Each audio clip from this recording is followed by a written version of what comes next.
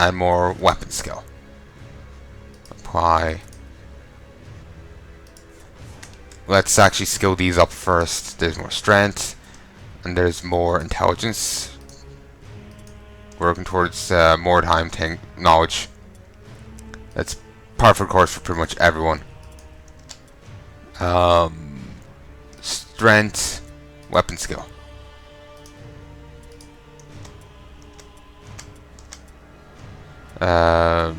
Intelligence, weapon skill. Intelligence, ballistic.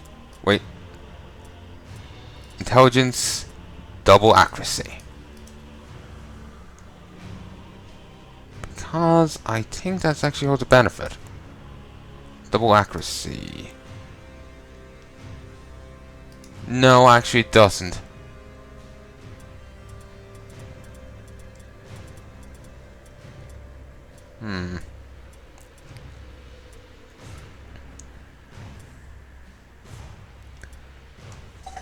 Could get deep wounds. Means that each attack will do, well, if they crit it, they'll do 10% more damage. Kinda nice. This.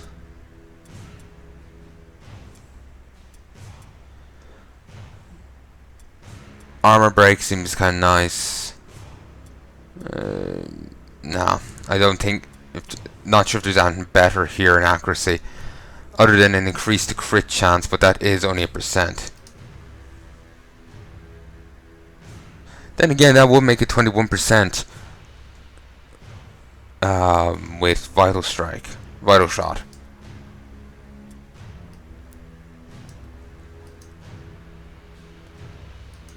Point in each. You know what? 2. Actually, wait.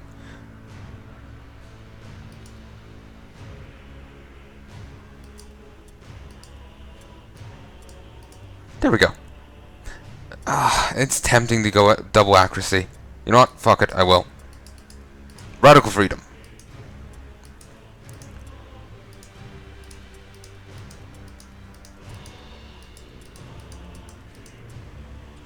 Okay, you.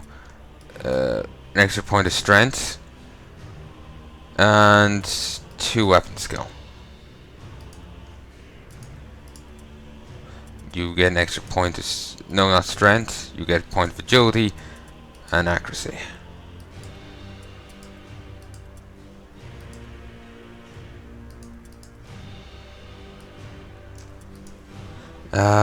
I also need to.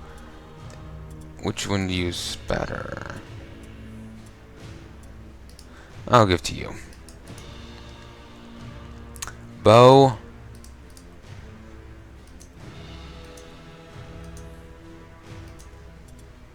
Wait, why can't they be given a short bow? Are they incapable of using short bows?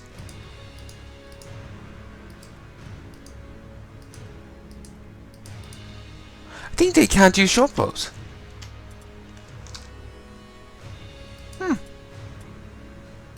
Alright then.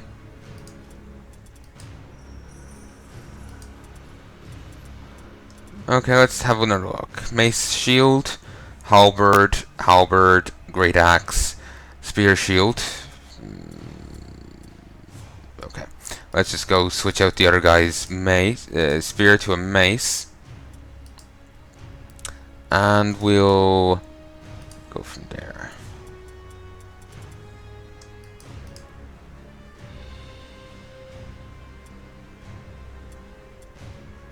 Okay, doesn't seem anyone has a mace, so we'll give him a axe.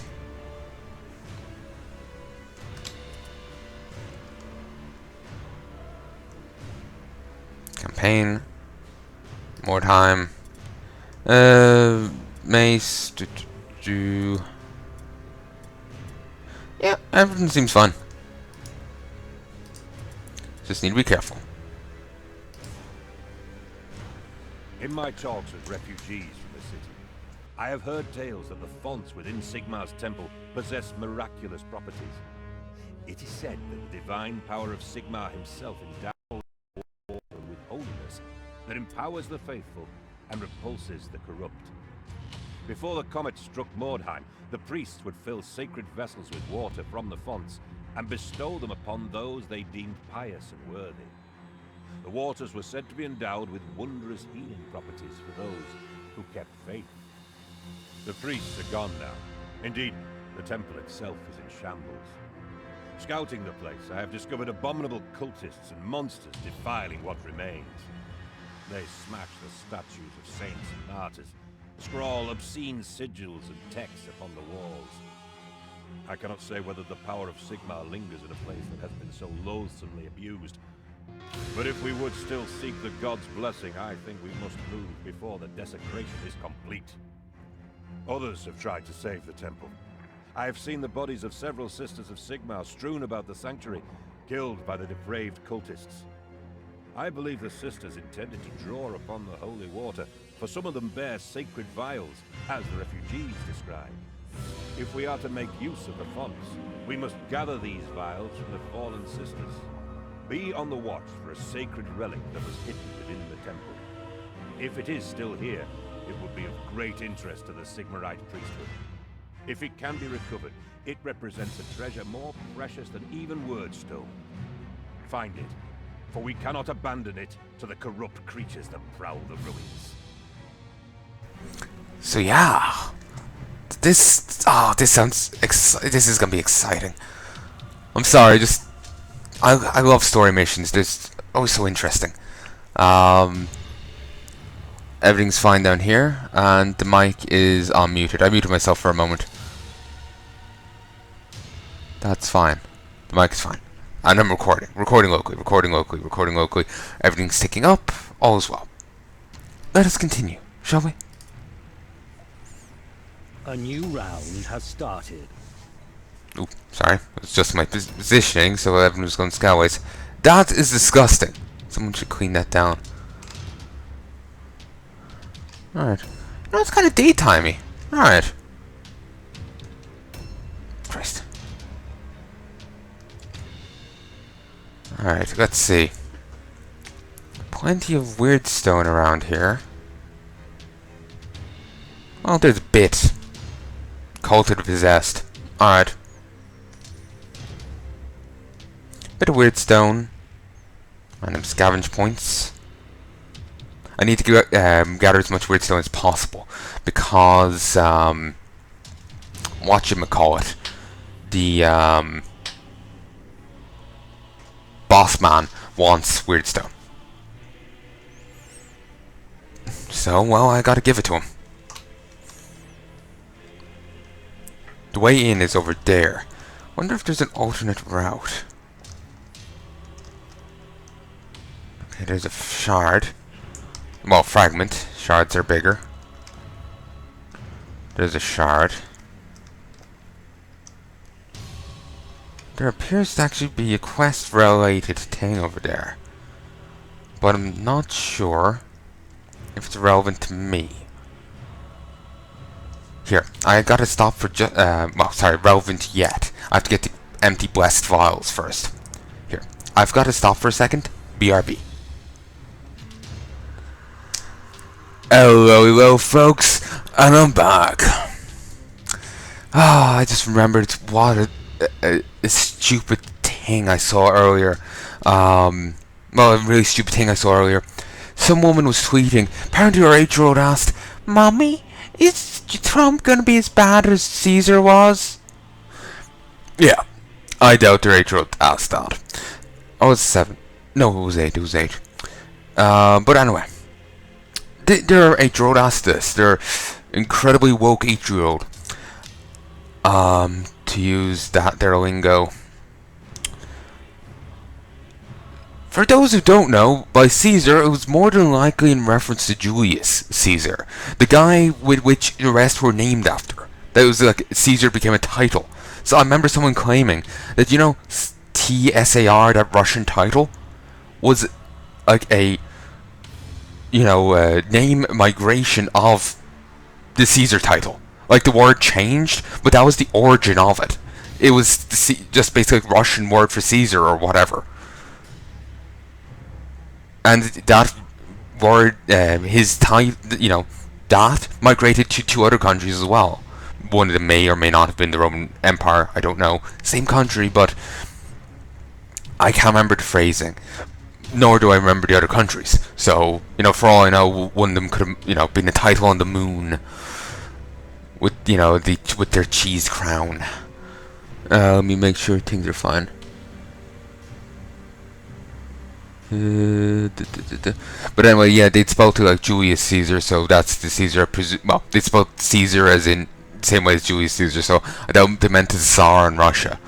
But anyway, if they mean Julius, okay, let me start that again. I went on 2 different tangents there. But yeah, someone was concerned apparently that Trump was, unless it's some weird joke that I just don't get. Someone was concerned that Trump was going to be as bad as Julius Caesar. Julius Caesar was quite a good leader. People just really didn't like him, so they killed him. He was quite a good general. His men loved him. He, unlike other generals, he didn't dine by himself with nice food. He ate what the men ate. He dined with them and with them. Like if they had a tent, he was in the same tent. He paid them extra for doing well, performing well. He paid them out of his own pocket too, because the Senate was morons and refused to pay him. Let me just make sure everything's fine here. That's fine. The mic is fine. It's not muted. The in-game audio is fine. And I am recording. Recording locally, recording locally, recording locally, recording locally, recording locally. Everything's ticking up. Alright. So anyway, yeah. He paid him out of his own pocket like most generals did because the Senate refused to pay troops. Before this one guy came around and brought in, like, providing armor for troops and training and, horses for the cavalry. People had to, bring their own armor, their own, like, general equipment. They had to bring a horse if they wanted to be cavalry. What's that weird? Okay, that's a different design mutation that we haven't seen before. But anyway, my dad had to bring their own shite if they wanted to be in, if they wanted equipment. I don't think they even got training, and they certainly didn't get payment. This guy brought in reforms, tried to get the Senate to pay the armies. They wouldn't. There's only 2 jobs for noblemen during the time, by the way. Politics and the army. So, keep that in mind. But anyway, Julius Caesar was loved by his men. He gave them bonuses when they performed well. He dined with them.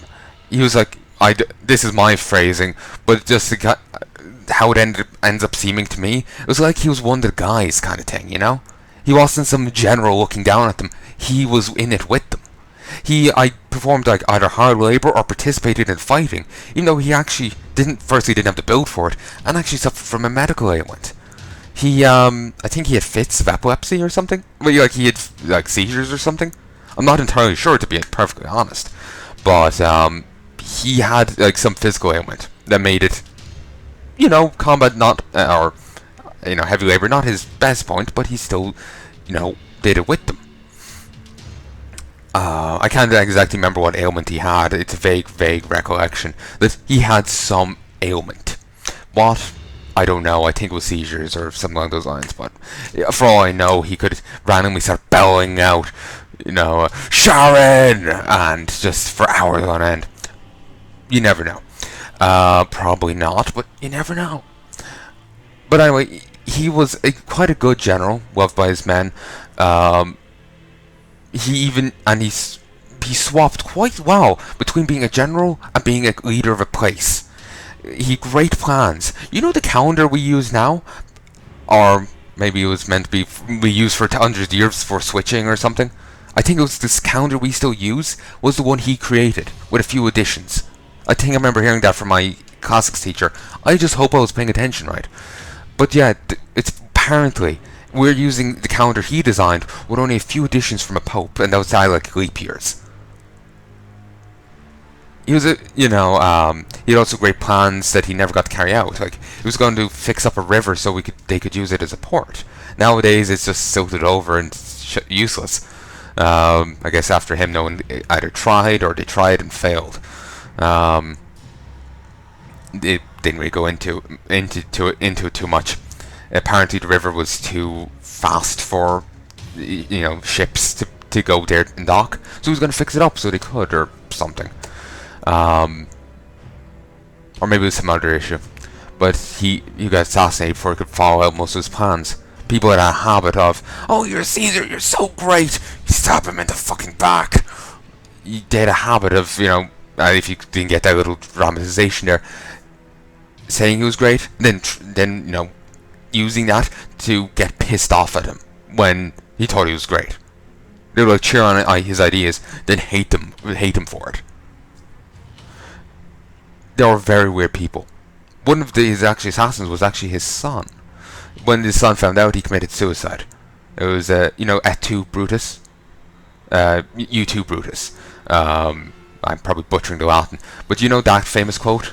The reason he said that was he was like Caesar was putting up a bit of a struggle against his assailants, but the moment he noticed his son among them, the son didn't know Caesar was his father.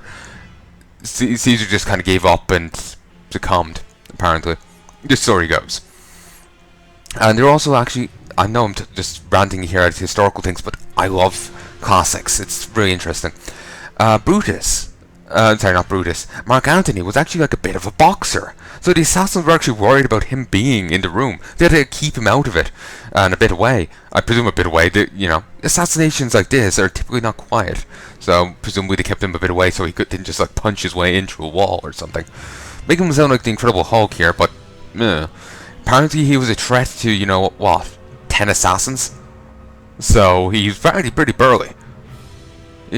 Caesar had over 10 assassins, 12, 14-ish, and Mark Antony was actually a threat to their plans. That's how badass he was. Apparently. How burly he was. So cool.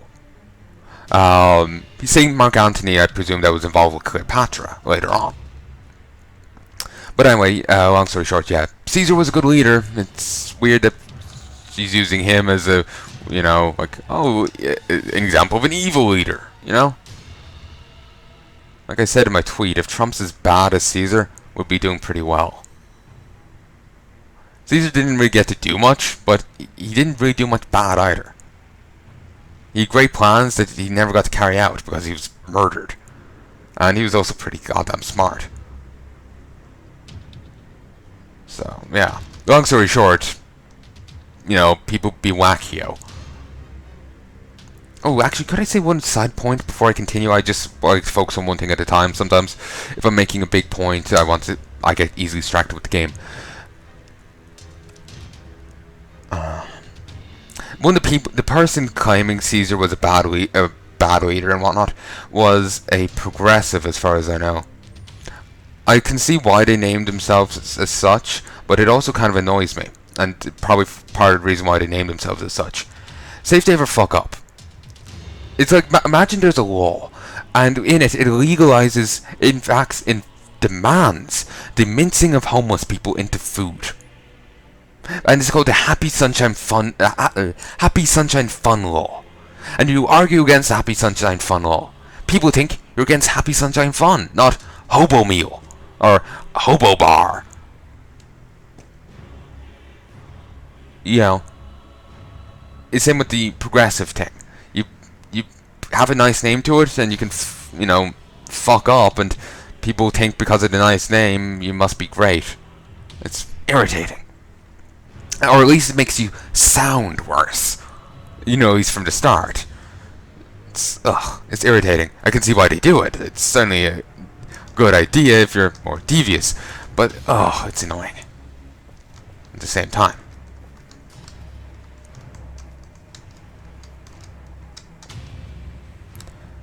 Okay, there's a dead sister in there.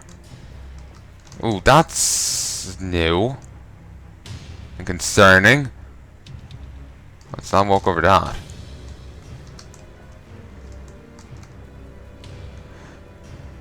Okay. There's a dead sister in there.